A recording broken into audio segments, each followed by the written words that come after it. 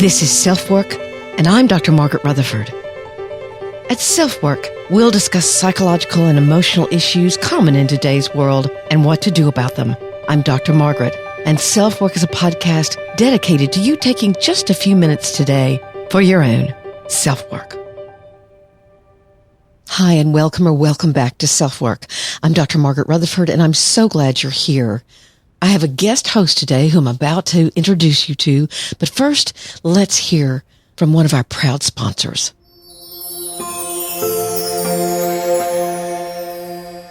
"2022 is ending, which was a hard year for many, as they're trying to heal from the impact of the pandemic. And now we're welcoming 2023, with more people than ever needing help with anxiety and depression. The most common problem I hear from those seeking therapy is how hard it is to find a therapist. BetterHelp solves those problems. After you make the first contact, their standard is to offer names of therapists to you in less than 2 days. And you can talk to them in a first session to see if it's a good fit. If so, you're on your way. But if not, rather than going through an awkward call or email, you simply let BetterHelp know and they'll ask what it was you didn't like and find someone else for you. You can text, chat, or talk virtually. All of those avenues are open to you. I'm a therapist because I got good therapy. I know how much of a difference it can make. I reached out, and so can you. Here's BetterHelp's offer for SelfWork listeners. 10% off your first month of sessions if you use this link. BetterHelp.com/selfwork. There's never a better time than today to reach out and get help. BetterHelp.com/selfwork. We're in the last week of 2022, and I'm so excited that you're here. Today's a very special day because we have Lewis Howes in the house. I first met Lewis Howes when his producer asked me to be a guest on his incredible podcast, The School of Greatness. That was the year Perfectly Hidden Depression was published. Frankly, I was flabbergasted to be asked. Listen to their own description of who they have on their podcast. Lewis Howes is a New York Times best-selling author, 2 times All-American athlete, keynote speaker, and entrepreneur. The School of Greatness shares inspiring interviews from the most successful people on the planet, world-renowned leaders in business, entertainment, sports, science, health, and literature, to inspire you to unlock your inner greatness and live your best life. Now, I'm certainly not one of the most successful people on the planet, so how did I get on this show? One of his producers loved the book and asked me on. And I'll tell you, it was a tremendous experience. But the funny thing, they were busy building a new studio for him. So our interview took place in Lewis's kitchen, sunlight streaming into his breakfast room in LA early in the morning. He didn't feel well, but I guess he knew I'd come all the way from Arkansas to be on, so he soldiered through. He was also kind enough to be on SelfWork himself, talking about his early sexual abuse as a child and how that had impacted him for years. For all of his success, when I reached out to see if he could be a guest host, fully expecting, sorry, I'm too busy, I did get this message, but he also contacted one of his other producers who took over. That producer's name is Chris, and he offered to provide that very interview with Lewis from December of 2019. I was blown away. But it was Chris's words to me that were so meaningful. And I quote, "I first want to say that your interview on the show was actually one that deeply impacted me and how I view mental health. So thank you for all the work you do in the world." Wasn't that great? But before we go on, let's hear from one more of our wonderful sponsors.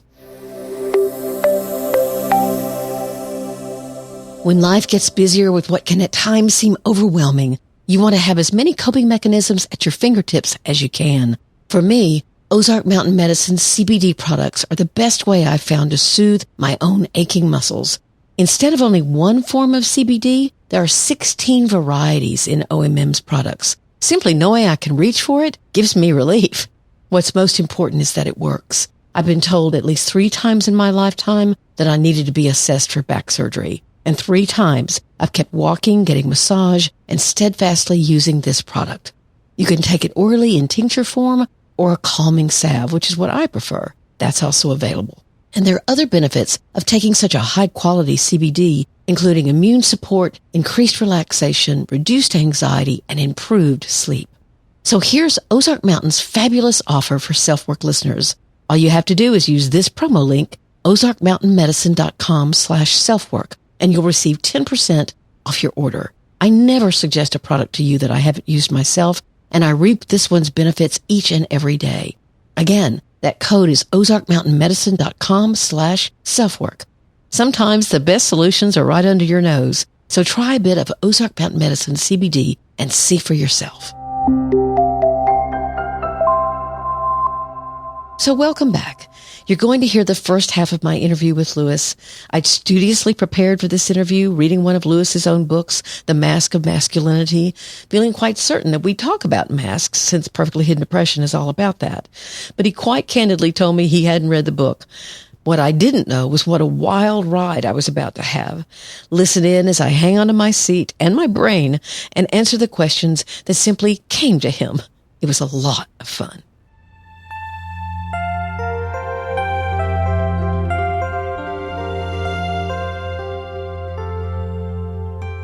Welcome everyone back to the School of Greatness podcast. Very excited. We have Dr. Margaret Rutherford in the house. Thank you so much for being here. You're so welcome. I'm loving it. Excited about this. I started listening to your podcast, SelfWork, and was really inspired by the way you deliver your message and your wisdom. You've got 25 years of experience as a clinical psychologist, but also you were telling me before that you just have lots of life experience. I do.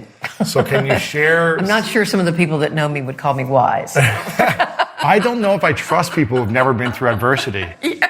You know what I mean? It's like, I don't trust them with advice, let's say. Like, if you've had everything perfect, if you are, everything you do is successful and there's no downside to anything and you don't go through any hardship, you don't have the lessons to share. You can share stories from someone else's experience, but not your own. Right. So what are some of, just like a quick recap, the highlight reel or the blooper reel of your life that you would say that gives you experience and credibility with, besides 25 years as a psychologist? My dad used to call me when he was alive and he'd say, Margaret, how's your practice going? I'd say, it's going pretty well, Dad. And he'd go, great. And he said, well, you screwed up your own life so much, there's not very many problems you can't understand. Right? And I'd say, you're right. In a nutshell, I had a decade that was just really chaotic. Mm-hmm. I left college I didn't leave college. I graduated from college and then was bound but determined to be a professional musician. And I was a professional musician. I was a jingle singer and then a jazz at night. I tried rock and roll. I was terrible. So I sang jazz at night and I had a successful career. I wasn't first tier, but I was second tier. But that decade also included 2 failed marriages. It also included a bout with anorexia. My panic attacks started in my late 20s, primarily because of the stress of how I was living. And so looking back on it, I now understand that. But I had no idea that I would end up becoming a therapist. In fact, I went to school. I put all the money I had down in the world at SMU and started studying music therapy because I had done some volunteering and thought, this would be a nice marriage of my interest in helping others and then my love for music. But the very last semester, my psychiatric internship was at a psych hospital. And I thought, oh, no, this is what I want to do. So I went back. I was not a psychology major in college. I was a French major. That has helped a lot. And so I got psychology hours, and one of my favorite stories is one of the secretaries in the program I got in, which was actually a very fine program, University of Texas Southwestern Medical School. She told me, like my 3rd year there, she motioned to me like this, and she said, you were let in out of curiosity. I said, what do you mean? They said, who is this person who is a singer who's fronts a big band at night and then wants to be a psychologist? So that's in about 9 years. I went from doing that to being a psychologist, seeing my first patient. Wow. So I took those years of confusion. 2 marriages during that time? I had 2 marriages. And I took those years of a lot of confusion and a lot of just feeling lost and a lot of the dangers of the music business for me. I had gone on and alcohol and drugs were very much a part of all that. Yeah. And so it was hard not to stay away from that. And I just didn't like the person I was becoming. And so I switched and kind of started rowing my boat in another direction. And it wasn't easy. And I doubted myself a lot. I had been in therapy. I'd gotten some bad therapy and some good therapy, mostly good therapy. And I realized if I'm going to be a psychologist and to really believe in myself, I have to just fight through whatever doubt I have, whatever fear I have. I began talking openly about my panic. Which people didn't talk about probably 20 years ago, did they? No. In fact, we had a mandatory group therapy among the first-year students, and we had to go and meet with an outside therapist and talk about ourselves. Wow. And I chose that group to finally walk in. Now, we'd been together about 8 weeks by that time. And people were opening out there, being vulnerable? A little bit. Now, After 8 weeks, they weren't opening up? Wow. No. And I walked in and I said, I have panic disorder. And one of my colleagues, who ended up being one of my really good friends in the program, looked at me and she goes, so you've been lying to us? Wow. Yeah, my worst fear. That people would see it as deception on my part, or that I was somehow, I've been hiding something, speaking of perfectly in depression. I'd been hiding something from them and, masking and not telling the truth. And I looked at her and I said, I just was not ready to share. And I had to be ready in my heart and soul to share. Yeah. So we worked through that. But that was really the beginning of me thinking that I wanted to be the kind of psychologist and the kind of person, actually, that would foster that kind of openness in other people. And, of course, it's way before Brene Brown. Yeah. And then when we moved to Fayetteville, Arkansas, I got my training in Dallas. And then we moved to Fayetteville, Arkansas, and Bill Clinton had just been voted in as president, and Maya Angelou was his poet laureate. And she's written a beautiful book called Wouldn't Take Nothing for My Journey Now. I was right out of graduate school, and I did not want to read a book. I thought, I've got to read a book by Maya Angelou. She's incredible. So I went to the bookstore and said, what's the smallest book Maya Angelou has never You've read so much written? in 9 years. I can't read another book. And it was Wouldn't Take Nothing for My Journey Now. And there's a beautiful essay in that where she talks about that one week she had been named in New York the outstanding something of the week. And everybody was very congratulatory and telling her how wonderful she was. And she got really drunk. And she stopped at this table of men and plopped herself down and somewhat with, I'm sure, a lot of slurring, said, what's wrong with me? Why does no man want to be with me? And just made an ass out of herself, basically. I mean, out of her sense of not belonging and a real confusion and hurt. But she says in the book, that was a time when you wish you could change your last name and move to Canada. So, but I looked at that story, Lewis, and I thought, yes, that's what I want to do. That's the kind of vulnerability and openness that I want to help people find and create in themselves and create in myself. So over the next 25, 26, 27 years where I've been in practice in Fayetteville, I've tried to incorporate that. I can't say that as a beginning therapist, I didn't adopt the therapist stance. I'm sure I did. Sure. But I learned that was boring. So I brought more and more of myself into my work, and not where I'm self-revelatory all the time. I don't talk about myself that much.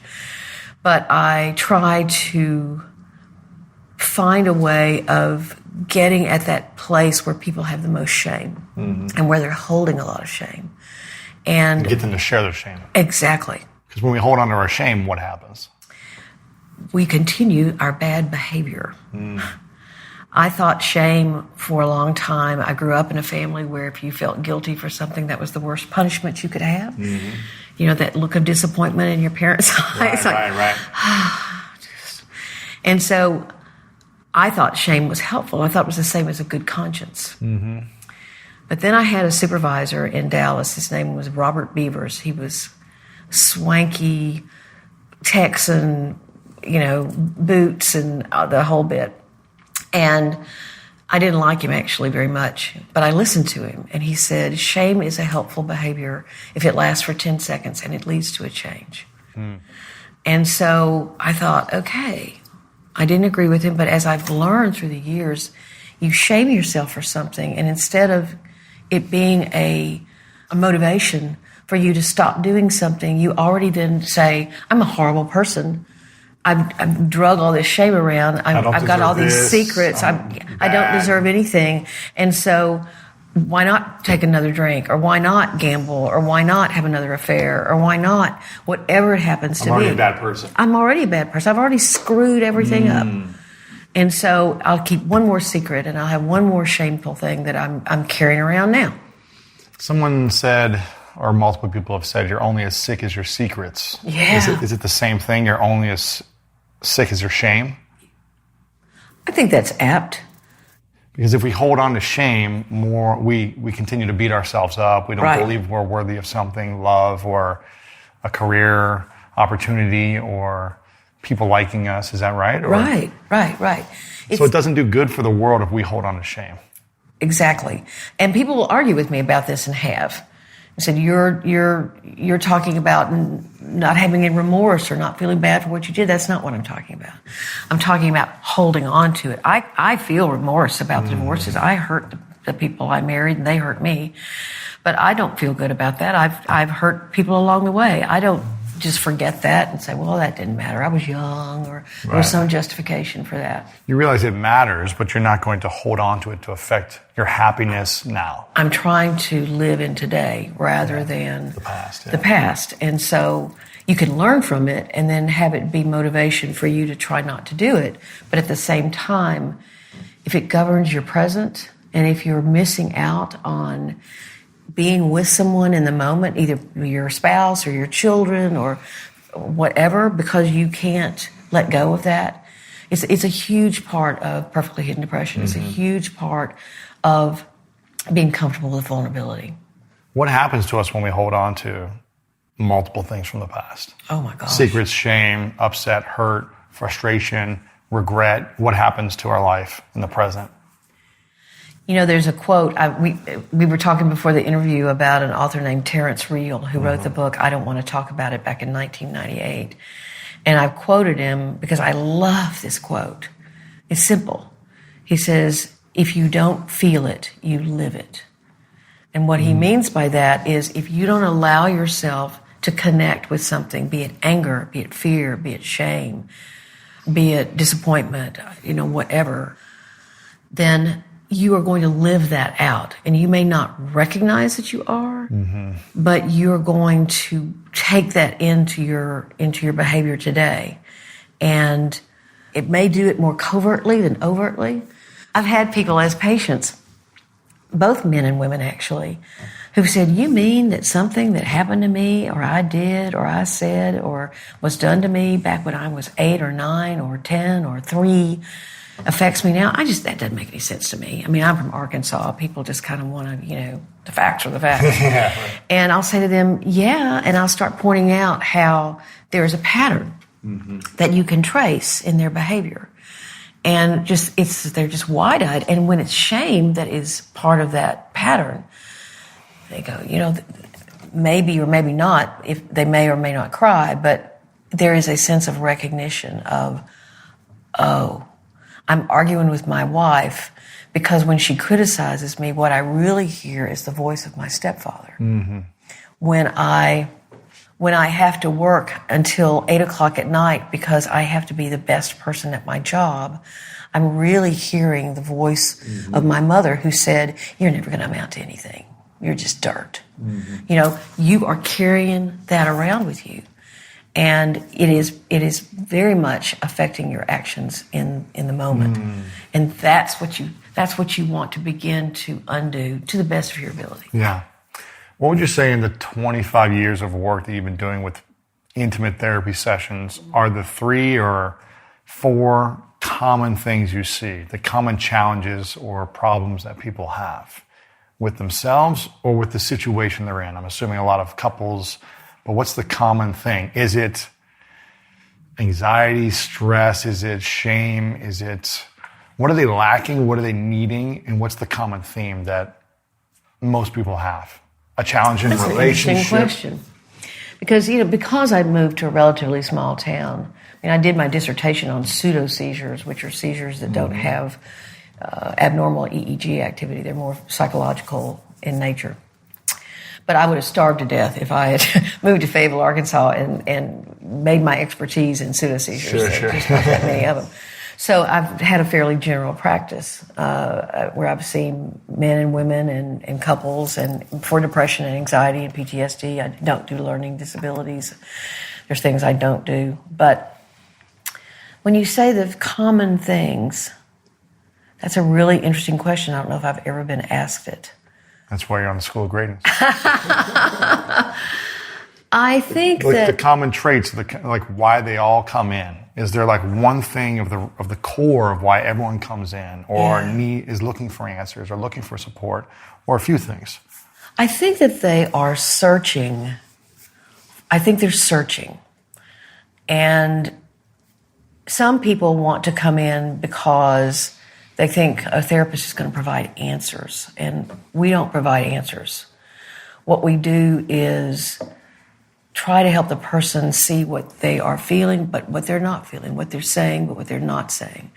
It's as if I'm going to hold up a mirror to you. And from my own perspective, which is limited by me and my boundaries. And a 60-minute conversation and what they reveal. Yeah. But I think that most people, if they're depressed, they want, and they've tried to not be depressed, they're searching for what can I do? I don't like feeling this way. If they're anxious, they're searching for a way to begin to manage that. You know, one of the things that I stress is with mental illness, with many mental illnesses, you have to manage them. You don't get rid of them.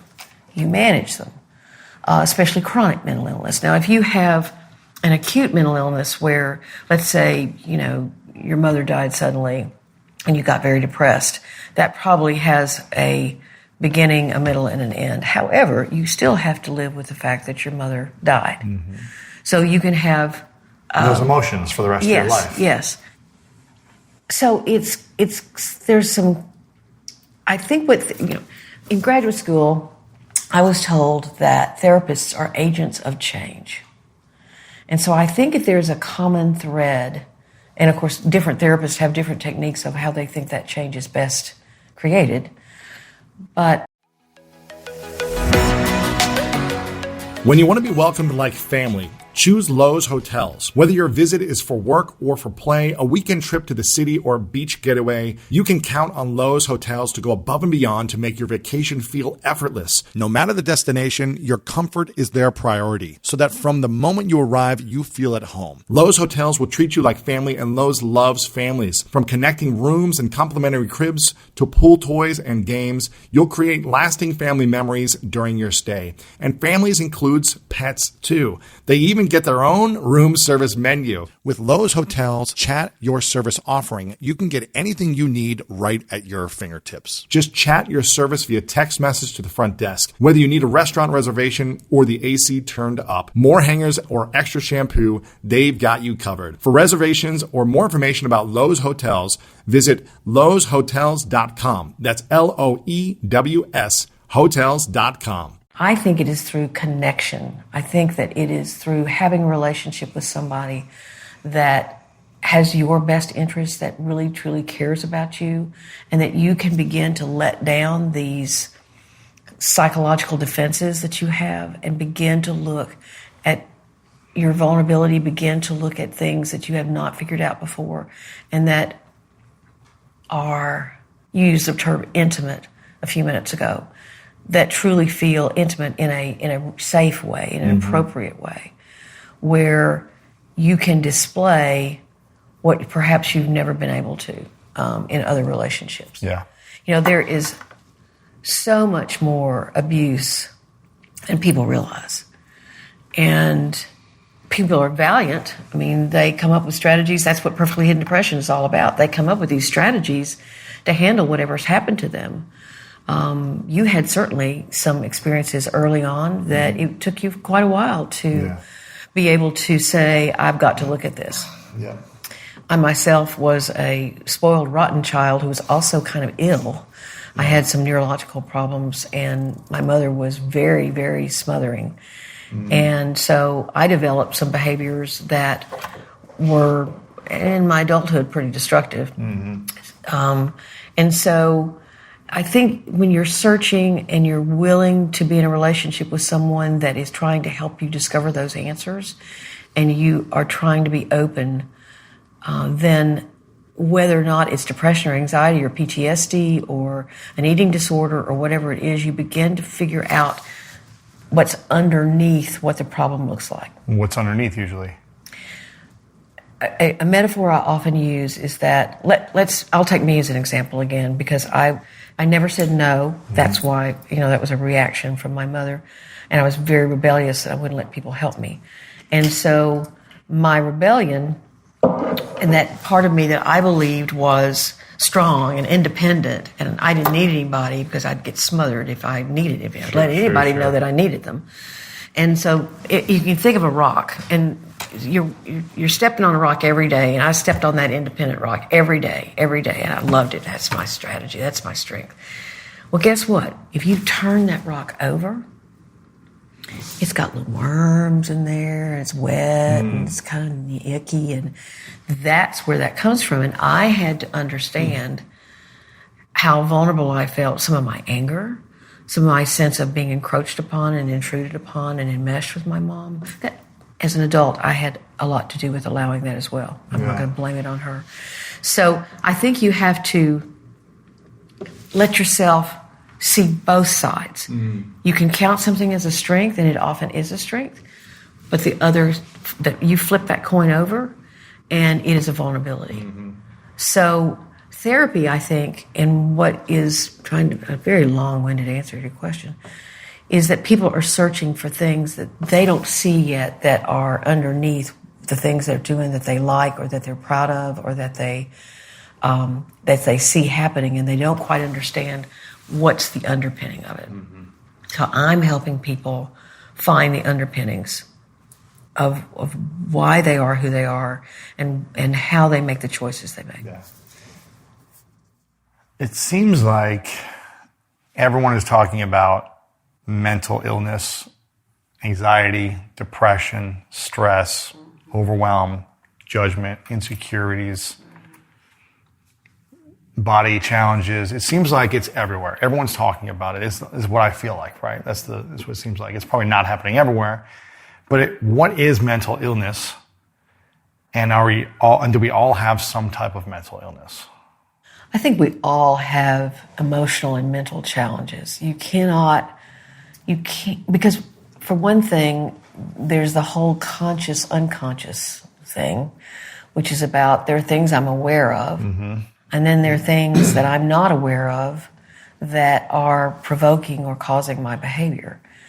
There's something going on in my unconscious right now and yours that is making you fold your hands and making me talk this certain way. And I'm aware of it. Maybe would someone else who knows me well say, "Oh yeah, you were worried about your bangs," or you were, some silly stuff to, "Gosh, you just talked about your mother and that would make her mad." And so, we have things that are affecting our behavior. So I think that we all have some sort of mental and emotional issues. That said, they don't always get in the way of your functioning. Your life is really good. It's what you want and what you feel good about. You work hard at it. And so it really becomes illness when it starts painfully affecting your life. Now, again, how much do you realize that? Or how much do people who love you realize that? And so your own awareness and mindfulness of that must be, sometimes in question, is in question. You bring up that mental illness seems to be the topic. Yeah, it is. If I hear another post about narcissism, I think, narcissism is the diagnosis of the decade. Last decade was bipolar. Decade before that was borderline. Right? Yeah. So everyone's a narcissist. Everybody's a narcissist. If you think about yourself and care about yourself and you want something good for yourself and you practice self-love, you're a narcissist. Yeah, exactly. So it's, we have these kinds of favorite things and cultural things that everybody starts talking about. It's not bad for mental illness. I mean, I was delighted this week when I saw that 988 is coming out as, you can now text that and you can, or call it, and you'll get a mental illness counselor. That's great. That's fantastic. that means that our culture is moving much toward an acceptance, that depression and anxiety exist. There's some people in the world that don't even believe it exists. They think you're just feeling sorry for yourself. Get over it. So what is mental illness then? What would be the definition of mental illness versus a mental challenge or struggle? Again, I think it's probably the extent to which it affects your life, or maybe kind of the lives of others. Or... Yeah, I think that it causes. There's one thing to be anxious, for example. I'm better talking about specifics. It's one thing to be anxious, and I'm a little anxious right now. I have panic disorder, so I also help myself a little bit. But if I was so anxious that I couldn't do this interview, that would be getting in the way of my life and what I wanted and the choices I wanted to make. Because I couldn't find my motivation to talk about the book as greater than the anxiety I felt. And there are many people who don't leave their homes because of that. Yeah. Or have really very secluded, isolated lives. Yeah. So that, to me, is part of the problem. Now you add perfectionism into the picture. I thought about the name of your book and the School of Greatness, and I thought, I wonder if a perfectionist would actually see anything wrong with being great. And probably not. And you want to be great. You want to be great at everything. And the people you've had on and talked about the underbellies of being perceived as great in our culture. Might be tough for them. But the issue with perfectionism and this syndrome I talk about with perfectly hidden depression is really that they don't think it's affecting their lives. Perfectionism. They believe it's one of their greatest strengths. Striving for perfection. Yes. And it's like their best friend. It's the key that starts their car in the morning. It's what helps them believe in themselves, they think.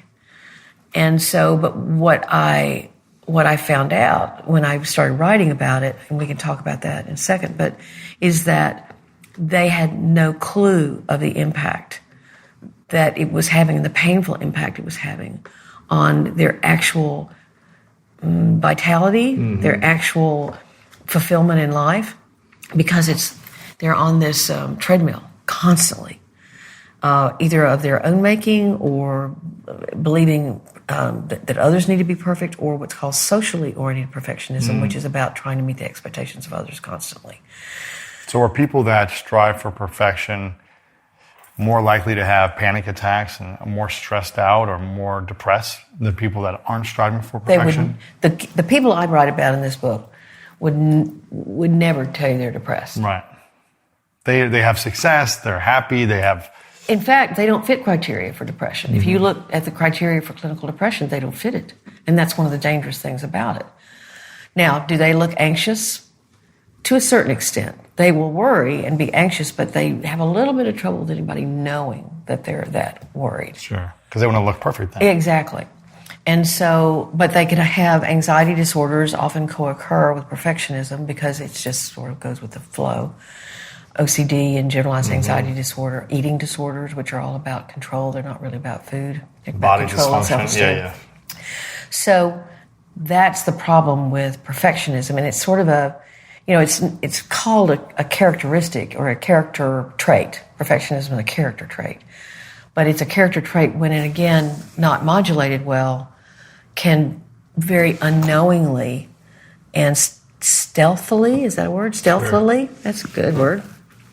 Creep up on you to where there's more and more research now coming out that actually it is a growing concern, especially with the suicide rates increasing. What's the growing concern? The people with perfectionism or depression? Well, the growing concern is that, again, that perfectionists don't have a warning signal that they are getting more depressed. No one is telling them, wow, you don't seem like yourself. No one is saying to them, I noticed that when your mother-in-law got really sick, you talked about that it was hard, but you didn't seem to really, you just kind of kept on going. And I know you love your mother-in-law. No one is saying to that because they're so good that they're so good at creating this facade or this persona of someone who's got it all together, and they count on that. They depend on that to function, and it's their best friend. It's kind of like talking to an anorexic, and she says, or he says, I can't give up not restricting my eating. I mean, I know what restriction does. I know how it feels. I know exactly what my body does. I do it because it's my friend. It's my best friend. You're asking me to say goodbye to my best friend. Perfectionism is very, very similar to that. So I have a lot of concern for these people because they are, as a group, they're in denial, they discount whatever, they suppress, they rigidly compartmentalize all psychological words. These traumas and memories and secrets that we were talking about at the very beginning that are literally weighing them down to the point where I asked many people who reached out to me why they had, and they said, because I don't want anybody else to live the life I've lived. I've come so close to killing myself so often because it's the only way out. And that's why they're trying to be perfect?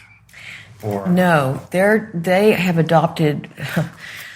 There are a lot of roads to Rome, so to speak, where adopting this perfectionistic strategy is important. Maybe you were, as we said a few minutes ago, screamed at, you're never going to amount to anything.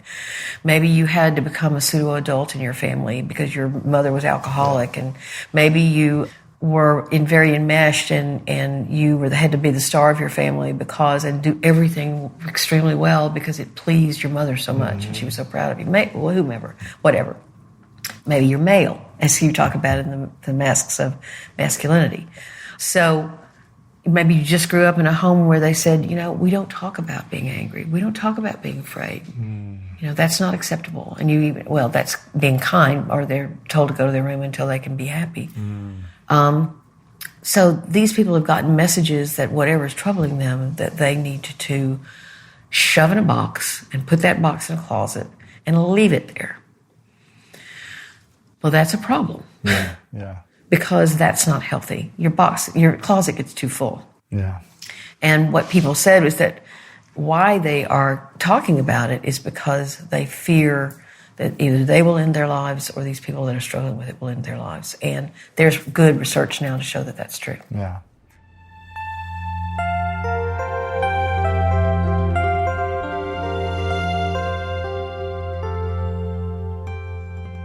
Thank you for being here to listen in to these guest hosts. I'm doing well and I'm looking forward to being back with you. Enjoy the rest of 2022. And as always, thank you for being here. Take very good care of yourself, your home, your family, and those you love. I'm Dr. Margaret, and this has been SelfWork.